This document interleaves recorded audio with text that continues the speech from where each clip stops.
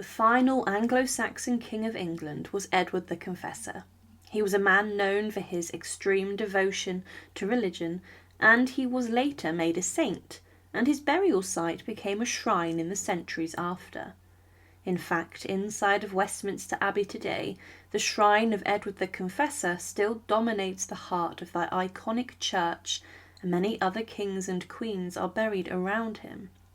Some of these later medieval kings specifically stated that they wanted to be buried near to Edward because of their devotion to him, but he was a man who caused chaos in the country following his death. He himself was an undisputed king. However, Edward would promise the throne to not just one person, and he did not name a clear heir. But in the centuries after his death, his coffin and shrine was opened a number of times, and what was found was remarkable and shocking. But what happened to this? To support our channel, please make sure to subscribe. Edward the Confessor was the last king of the Wessex dynasty to rule over England. He was known for his religious devotion and also for the fact he built Westminster Abbey, where many other kings and queens are buried today. He ruled at a rather troubled time, and there were many wars and conflicts regarding succession to the throne before and after his reign. He was himself a rather reserved man, and he was not involved in much upheaval, and he waited until many other contenders for his throne had been killed or died, and eventually he was the last one standing. His reign was one which was rather peaceful and prosperous, and a lot of England was in the hands of powerful earls and barons before he came to the throne. But Edward did not dispute their power and got on with ruling. He was the younger son of Ethelred the Unready and his second wife Emma, and Edward had grown up in France and in the court of his uncle the Duke of Normandy. His mother later married Canute, the son of Sven, the Viking invader, and with this his mother reclaimed her position as queen, and this gave Edward the claim to the throne. When Canute died after a reign of 20 years, he had a huge empire which included Denmark, all of Scandinavia, and even parts of Poland as well as England. He intended his successor to be Hardicanute, his son, by Edward's mother, but his older son also wanted the throne of England. Edward's brother Alfred even tried to take the throne, but he was killed, and eventually Edward the Confessor succeeded, and he was known for his patience and gentle nature. But he was helped in ruling by one of the most powerful men in Europe, the Saxon Baron Earl Godwin, or Harold Godwinson. Edward, it's believed, may have promised the throne to Godwinson after his death, and it would have been a smart move, as he was incredibly wealthy and knew England well, but he also, it was believed, promised the throne to William, the Duke of Normandy, as well as a Viking leader, Harold Hardarda. One of the most memorable things about Edward the Confessor's life and reign is actually his death, as what came next was a huge fight for the crown, and eventually William the Conqueror, the Duke of Normandy, would be victorious, defeating Harold Godwinson at the Battle of Hastings. Now, the day after Edward the Confessor's death, he was buried inside of Westminster Abbey, the very huge church which he had commissioned and built, and still today Westminster Abbey stands as the heart of English worship, almost 1,000 years after King Edward's death. Specifically, he was first buried beneath the high altar, but over the centuries his burial site was broken into. The king's grave was first opened by King Henry I, and then later under Henry II, when Edward was canonised as a saint by the Pope in 1163. During this second break into the coffin, it was discovered that his remains had been perfectly preserved, and that his body looked very lifelike, and as fresh as the day it had been buried. His ring and vestments were then removed, but during the rebuilding work of Westminster Abbey under King Henry III, the body of Edward the Confessor was buried in a shrine.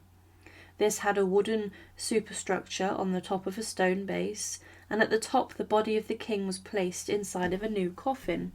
Also inside of this was placed the heart of another man, the grandson of King Hon, Henry of Almaine, and he wanted his grandson's heart to rest with a saint. So, To put this in the coffin, it had to be opened again in around the year 1271. Edward's old coffin was then later used for the interment of King Henry III to begin with. But further desecration and damage would be made to Edward the Confessor's remains and shrine. Following the dissolution of the monasteries, the coffin of the king was removed from the shrine, and it was done by taking down the stones at the end of the shrine, and the body was then buried nearby. Henry VIII's agents and forces robbed thousands of churches of their wealth, and they didn't stop at Westminster Abbey. The whole shrine was dismantled and taken down, but it was under the reign of Henry's eldest child, Mary I, reassembled and recreated on the 20th of March 1557. A painted inscription was also added, telling people who was buried there. But it was rebuilt quickly and rather shoddily, and some of the pieces of the shrine were also allegedly missing. Now, despite the fact that the body of Edward the Confessor had been remarkably preserved and had been protected by the time the coffin was opened in 1163, less than a century after his death, the remains of the king had not stood the test of time well in the centuries following. Decay had set in, and decomposition was rife with his remains, and a hole had been made in the coffin lid, and with this air had then entered and caused a significant amount of damage to Edward the Confessor's remains and body. When people peered into the coffin through the hole in 1685, over 600 years after his death, it was found that the king's remains were only a skeleton.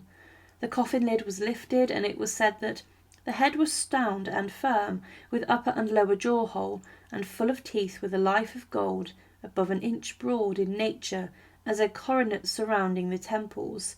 There was also inside the coffin white linen found, and gold-coloured flowers made from silk. It was stated that there were all his bones, and much duty likewise. It had also been stated that one of the chairmen, a man named Charles Taylor, using a ladder, managed to put his hand into the coffin and took from beneath the bones a richly enamelled crucifix and also a gold chain measuring 24 inches long. He had moved the skull to the holes too to analyse the specific body parts mentioned earlier. The crucifix was then shown to the king. After this examination had taken place, a new outer coffin was made to put the existing coffin in to try and save the remains for future centuries. In fact, this new coffin was even clamped shut with iron so it wouldn't be opened. But in 1916, yet again, the tomb of Edward the Confessor was opened after the wooden superstructure was removed during the First World War to protect it. The coffin on this occasion was left alone, and it has not been opened since that day in 1685. Today, the chapel of Edward the Confessor can be visited on only a guided tour, but it is closed to the general public because of the fragile nature of the floor. Today his coffin still lies in the grave in the top part of the marble structure in the shrine. It is still considered the centre of the abbey, and 5 kings and 4 queens lie buried in the Edward the Confessor chapel, in the very church which he created. Edward the Confessor was known for his piety and devotion to God, and he is the only king of England to have ever been made a saint. The end of his reign brought an end to Anglo-Saxon rule across the kingdom, and with the French victory at the Battle of Hastings, the Norman rule would be brought in across England, with the face of the nation being changed forever. But his coffin was broken into many times over the centuries. Thank you for watching, and to support our channel, please make sure to subscribe. And again, thank you so much for watching.